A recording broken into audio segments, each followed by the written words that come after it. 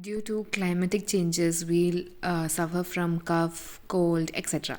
So this homemade syrup you can do in very instant, and it will cure. For these ingredients, you can take some 4 to 5 crushed black peppers, and you can take of 1 piece of ginger juice, fresh ginger juice extracted from the fresh ginger, and you can take 2 spoons of honey. You can mix everything, and you can give for about thrice in a day.